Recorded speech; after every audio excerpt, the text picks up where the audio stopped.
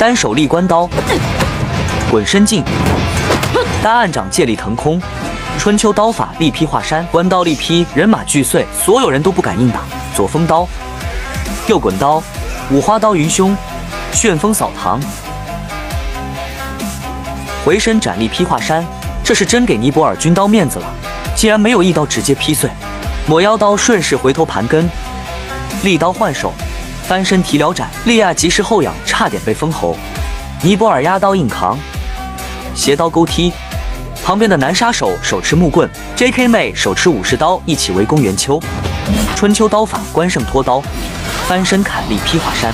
春秋一盏灯辽带抛行中，一马三刀技刀使连环行。关刀技法有春秋八法，相传为武圣关羽所创。注意看，这里有个滑把的动作，这就是实战刀和练功刀的区别。袁秋是有师承的，一招一式都是为了实战。老东西，既然你来送死，我就让你如愿以偿。这里属于是京剧袁秋上大号了。靠旗是戏曲中武将背后4颗三角形的彩旗，它代表了武将的身份。横刀立马把须捋，袁秋是模仿二爷捋胡子的动作，意识到没有胡子，只能摸一下背带。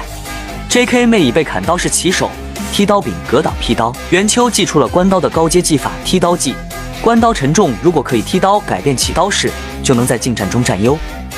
春秋刀法关胜探营，左风刀袁秋以1敌3，依旧丝毫不惧，青龙摆尾。五花刀顺势换手，旋风扫堂。利亚的三棱刺差点戳到了袁秋，倒旋踢，随着关刀脱手，三人的围攻被袁秋一个巴掌化解。这叫靠旗转刀，是京剧刀马旦的绝活之一。